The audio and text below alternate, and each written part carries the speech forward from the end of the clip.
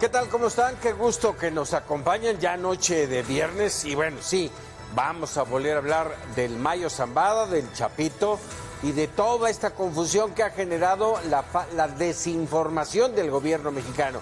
Arrancamos con esto, la historia del mundo. Mega Noticias con Paco Ramírez.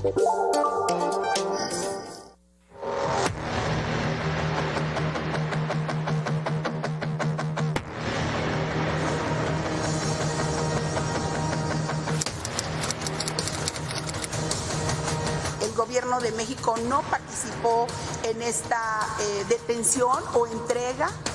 The Justice Department will not rest until every single cartel leader, member, and associate responsible for poisoning our communities is held accountable.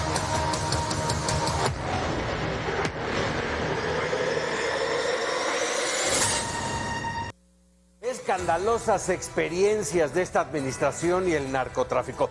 A ver, no podemos olvidar 2019, el Culiacanazo. Lo tenían, era suyo y lo dejaron ir, sí, a Ovidio, ¿se acuerda? Ahora se te meten a la casa y se llevan detenidos, engañados, encañonados, como sea. Pero se llevan a un líder legendario como el Mayo Zambada y a uno de los Chapitos. Dos narcos de buen tamaño, sin pedirte permiso y mucho menos perdón. Y si además sales a decir que no tuviste nada que ver, que ni sabías, hasta 8 horas después cuando te informan, no, bueno. Así la desconfianza en las autoridades mexicanas, la desinformación, lo decía hace un momento, es lo peor que le puedes achacar a un gobierno que tiene todas las herramientas para saberlo todo. Aquí no pasa nada sin que lo sepa el presidente, así lo afirmaba López Obrador. Hoy aseguró que la captura es una muestra del trabajo conjunto con Estados Unidos. Entonces, ¿sabíamos o no? Lo cierto es que una vez más los temas del narcotráfico, como los de corrupción, se resuelven fuera de México. Mire, así informó Rosa Isela Rodríguez, la secretaria de Seguridad, cómo se enteró el gobierno mexicano del operativo. Ayer a las 15:30 horas se recibió en la Secretaría de Seguridad y Protección Ciudadana una llamada de la Embajada de los Estados Unidos en México, donde se informó que Ismael El Mayo Zambada y Joaquín Guzmán López se encontraban bajo custodia de las autoridades en El Paso, Texas. En una segunda llamada, a las 15:45, la embajada confirmó la información y reiteró que se tenía comprobada la identidad de las dos personas. Y la pregunta es si nosotros participamos en esta detención del día de ayer. Es no, el gobierno de México no participó en esta detención o entrega. Esto no es así. Y pues vamos a seguir colaborando con el gobierno de Estados Unidos, como lo hemos hecho hasta esta ocasión. La secretaria de Seguridad Pública y Ciudadana, Rosa Isela Rodríguez, detalló la cronología de los hechos. Entre las 7 y 7:30 horas de este jueves, en el aeropuerto de Hermosillo, Sonora, un gestor de nombre Armando Ibarrola presentó el plan de vuelo para la aeronave N8454Z con programación de salida a las 8 horas. El destino, el aeropuerto de Santa Teresa, Texas. Un piloto particular de nombre Larry Curtis Parker ingresó a las 7:31 de la mañana al sistema de flujo migratorio. La aeronave, una avioneta Cessna 205, despegó a las 8 horas con un tripulante y un piloto. Arribó a las 10:19 horas a Santa Teresa con 3 pasajeros. A las 15:30 horas, mediante una llamada de la Embajada de Estados Unidos en México, el gobierno federal fue notificado oficialmente que los narcotraficantes estaban en custodia de las autoridades judiciales estadounidenses. A las 15:45 horas, horas, una segunda conversación telefónica confirmaba la identidad de ambos delincuentes. En ese momento se tuvo comunicación con los secretarios de Marina y Defensa Nacional, quienes confirmaron que ya habían sido informados que los dos integrantes del cártel de Sinaloa estaban bajo custodia.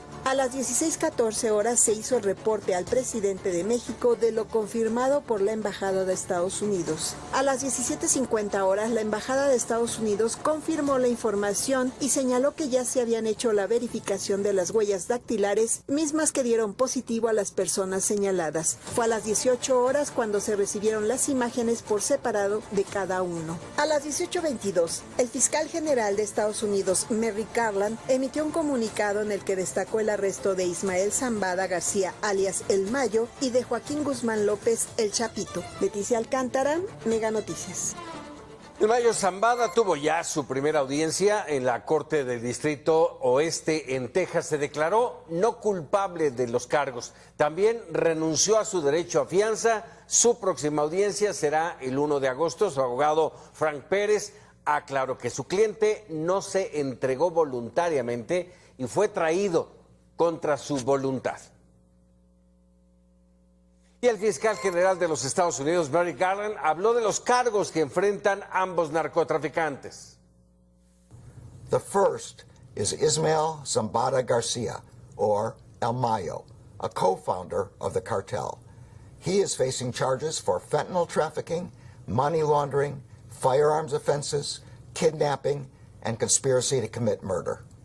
The second, Joaquin Guzman Lopez, is a son of its other co-founder, known as El Chapo, and is facing charges for trafficking in large quantities of cocaine, heroin, and meth, among other drugs. Cierto que también se informó sobre Ovidio Guzmán, que no ha sido liberado, pero tuvo un cambio en sus medidas cautelares. Extraoficialmente se presume podría haberse convertido en testigo protegido. El presidente Biden celebró la detención del Mayo y del hijo del Chapo. Se refiere a ellos como dos de los líderes más notorios del cártel de Sinaloa, una de las empresas más mortíferas del mundo. Agradece el trabajo de las fuerzas de seguridad estadounidenses por esta detención, pero no menciona la colaboración transfronteriza ni al gobierno de México. Y bueno, sobre todo esto vamos a platicar, establecemos comunicación con Jorge Fernández Menéndez, periodista, experto en estos temas. Jorge, como siempre, un gusto el poder platicar contigo. Buenas noches, un gusto saludarte. Muy buenas noches, un gusto estar contigo, con todo tu auditorio, como siempre. Un abrazo. Gracias, Jorge. A ver, de entrada yo te pregunto, ¿sabía o no el gobierno mexicano de este operativo? Si es sí o si es no, en cualquiera de los dos casos, a mi juicio, es escandaloso.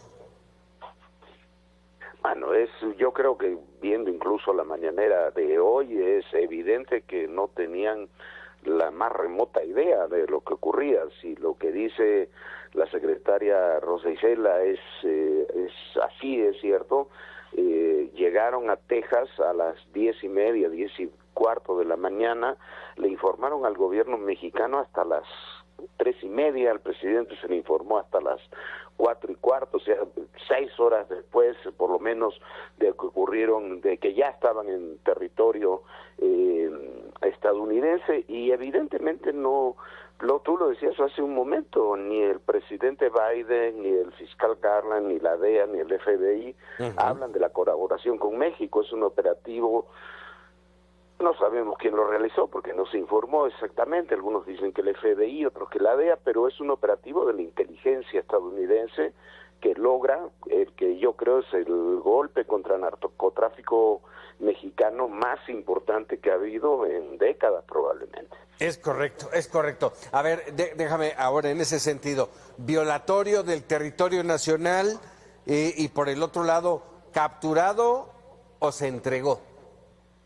Mira, yo creo que no es violatorio del territorio nacional porque nada indica que haya habido un operativo que lo secuestraron y se lo llevaron, como recuerdas el caso de Álvarez Machain, ¿no? En el caso Camarena, pero yo no sé, yo Mi impresión, y es impresión porque no tenemos información oficial, es que debe haber, creo que se acerca mucho lo que dice el New York Times, que llevan 3 años de negociaciones, de cosas, y que de alguna forma se entregó, o como también dice el Washington Post, me gustó mucho esa palabra, de alguna forma se rindió el Mayo Zambada, así lo titula el Washington Post, se rindió el Mayo Zambada.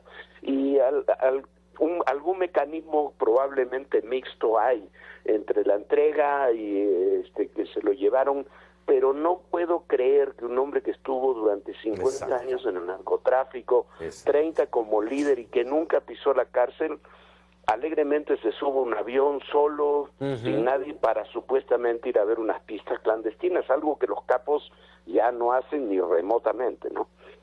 ¿Engañado? Porque y también me surge la pregunta, no sé si a ti, Jorge, ¿y la seguridad del Mayo, dónde quedó?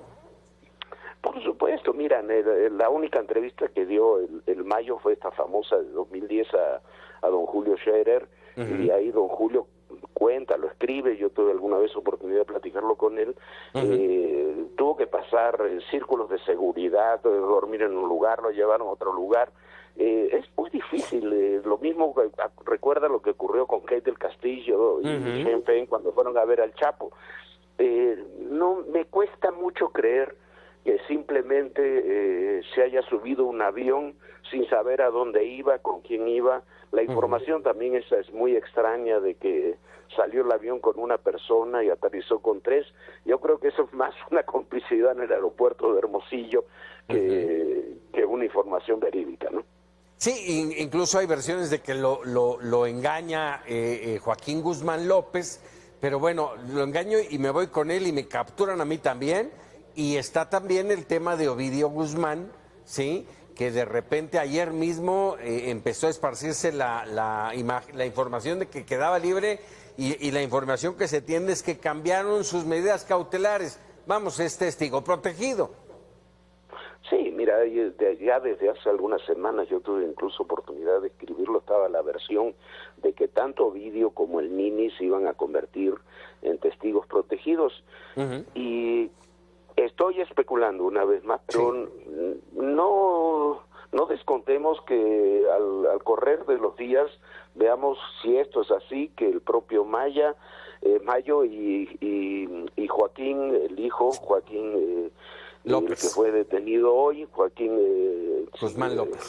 López, sí, que sean también testigos protegidos muy pronto, porque si no, no tiene lógica toda esta operación, y eso lo hace una operación de inteligencia aún más valiosa, porque si tú logras que el hombre que estuvo durante 30 años al frente de narcotráfico y 2 de los 4 chapitos se conviertan en testigos protegidos, tienes todo el cuadro o buena parte del cuadro de todo lo que ocurre en el cártel de Sinaloa. Van verdaderamente cargados de información para negociar, y ahí la pregunta es ¿quiénes caerán? Y en este momento seguramente hay muchos que ya pusieron a remojar sus barbas. Sí, yo decía anoche en el programa de televisión que tenemos que deben haber habido una sobreventa de Tafil y otros somníferos, porque debe haber mucha gente que no pudo dormir anoche, ¿no? Pero bueno, a ver qué es lo que ocurre. Pero sí, seguramente debe haber en México, en todo Centroamérica, en Colombia, en Venezuela, en Perú, en Ecuador, donde opera el cártel de Sinaloa, entre otros países, mucha gente preocupada. Oye, a ver, dame por último, Jorge, ¿a quién beneficia? ¿Beneficia al Jalisco Nueva Generación?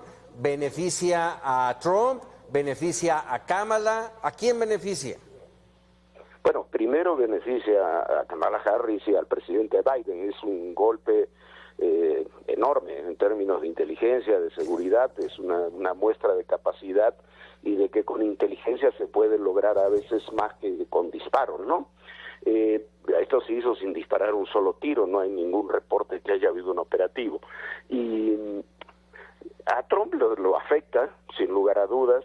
Al cártel Jalisco sí, seguramente lo beneficia en corto plazo, pero el cártel Jalisco tiene sus propios problemas. El Mencho está enfermo, hay un proceso de sucesión ahí dentro, Y un poco esto va a obligar, me imagino yo que obligará al propio gobierno de México a ponerle más atención al cártel Jalisco, porque si no, la versión, no digo que sea así, pero la versión de complicidades también se va a detonar de alguna forma. Sin duda, sin duda. Jorge Fernández, como siempre, agradecido de que nos regales unos minutos aquí en Mega Noticias. Muchísimas gracias. Un abrazo a ti, un abrazo a todos. Muchas gracias. Buenas noches. 100 palabras de Juan Carlos Zúñiga.